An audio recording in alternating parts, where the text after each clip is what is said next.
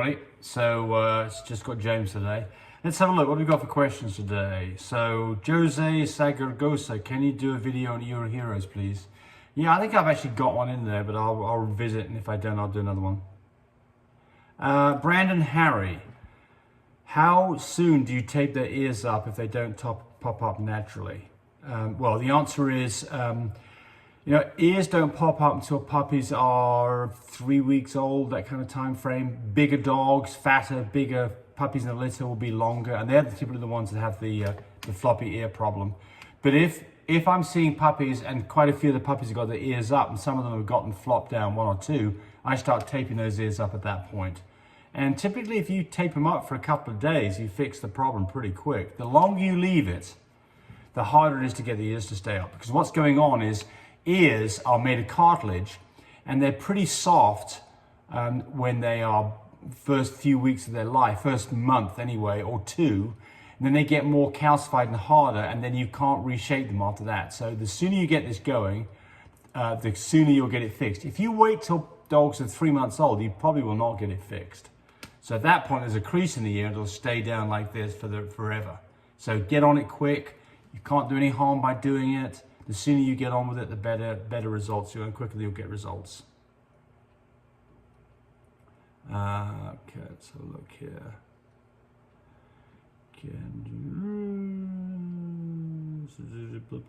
I'm a new subscriber, and I'd like to know how long you've been in dog breeding, and is it a passion for you, and what made you do it, and did it change your life? So this is Marquis McKee. Well, yeah, I've been doing it for 20 years. Yes, absolutely have a passion for it. Love dogs, love animals in general. I mean, not in general, all animals. I mean, Tammy doesn't like snakes. I like snakes. I like bugs. I like insects. I've got to think they all need to have a chance to coexist with on the planet. I don't typically, I mean, I do swat flies, but spiders and things like that, I just pick them up and take them outside. But Tammy probably step on them. But as far as dogs are concerned, and we've got cats, we've got dogs that are all here at the house. Yeah, love animals, and like people who like animals. I think that animals are a great part of your life, and apparently you live longer if you have animals, and they give you less stress in your life, which is a great thing. But has it changed my life? Well, I mean, I think that I've been, loved animals from when I was a young boy. So I don't know if it's changed my life in that sense. Financially, it's changed my life. In the way that we do things, it's changed our lives. So yeah, but yeah, I think that if you've got a passion for it, you'll probably be more successful. It becomes less of a job and more of a hobby and a passion, and that's probably a great thing.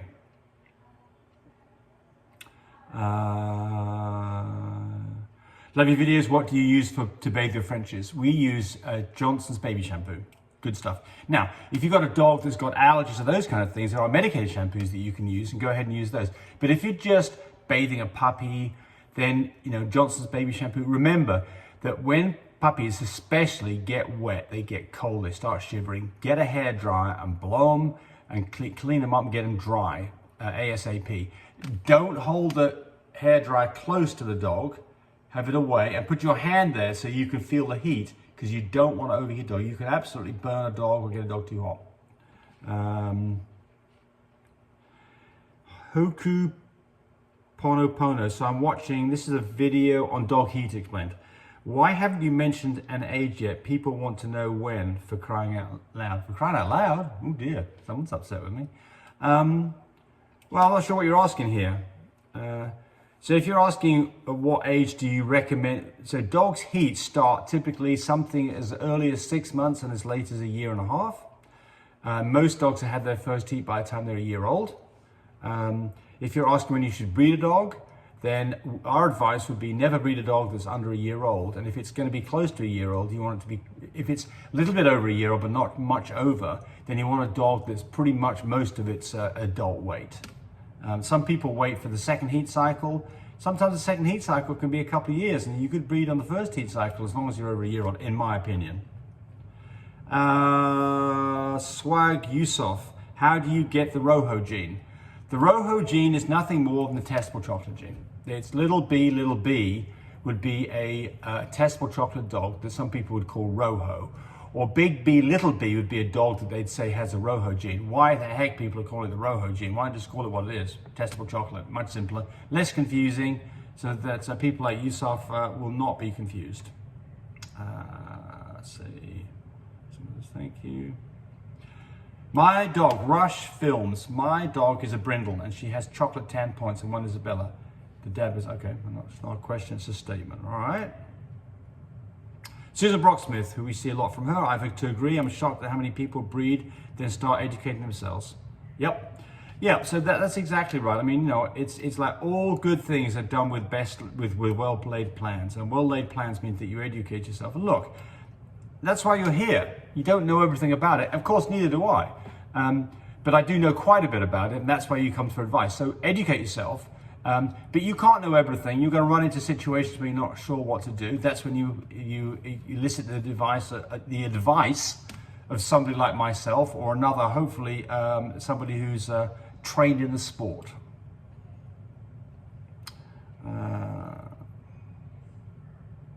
Tammy's driving a huge RV like a boss. Yeah, she does it. We've had, well, let's see somebody else about RVs, so we'll just talk about RVs. Well, let's just do this one real quick. Susan says, pregnancy and hormones can make them itch. We're talking about dogs that have itches when they get pregnant. And she uses lanolin cream to massage into their skin. Great idea. I mean, they'll love it, and it can't hurt, right?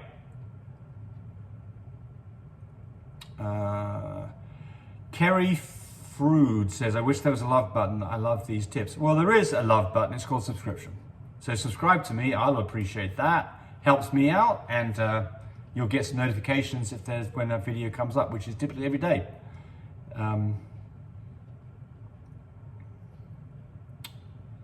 Okay, let's have a look here. TX Glorious Frenchies. I have a German Shepherd. She's in her third litter, first 2 litters with no problem.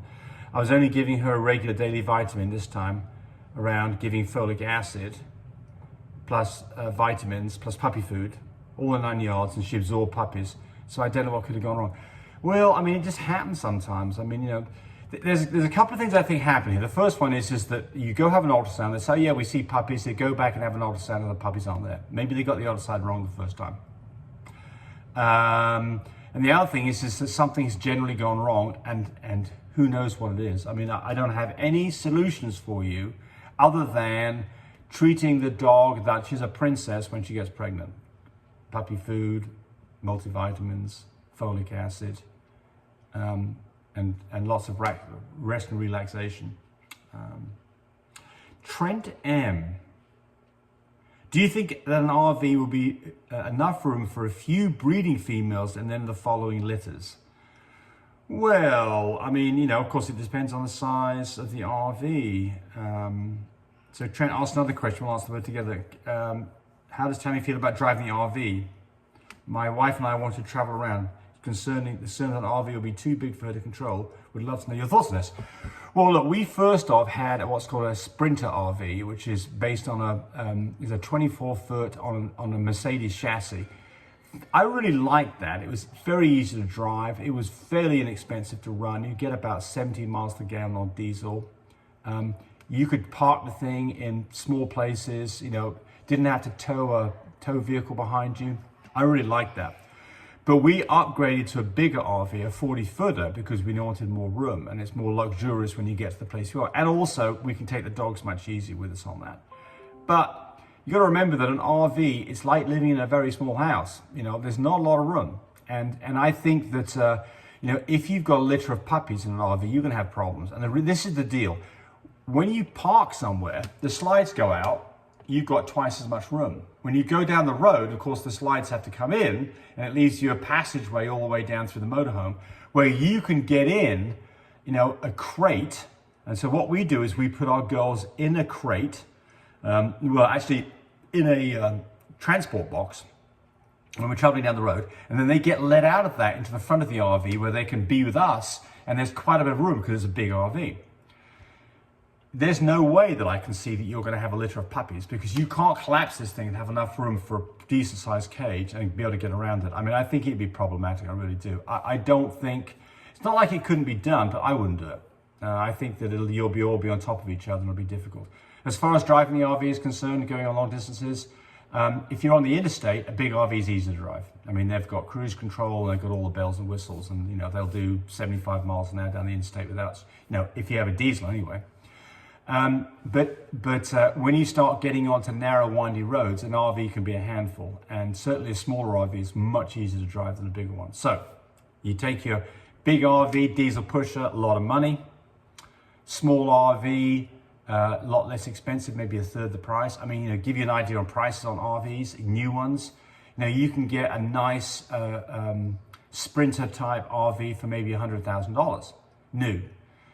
If you start moving up into these bigger diesel pusher RVs, the starting price on these is something like $300,000, and they go up to well over $1 million or more. I mean, they get very expensive. So you got to decide what you want. I would start off by renting one, seeing whether you like it. Go somewhere on trip, see if it's for you, because it's not for everybody, and it does have its own. I mean, you know, close quarters. And at that point, well, let's see how we can finish these all up here. How many have we got to do?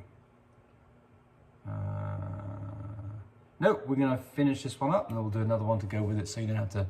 So you can not have 15 minutes worth of video. Thanks for watching, everybody. Bye. Hey, thanks for watching the video. I really appreciate people who subscribe to me. It helps me, encourage me to do more of these videos. But do remember, disclaimer here, I am not a vet. I'm not a licensed medical professional. I'm purely a person who's been breeding dogs for the last couple of decades. Any information that you got from this video, use at your own risk. There's nothing implied here, and certainly this should not be used as a substitute for advice from your veterinarian or your medical professional. I hope you enjoyed the video. Come back for more of them. Bye.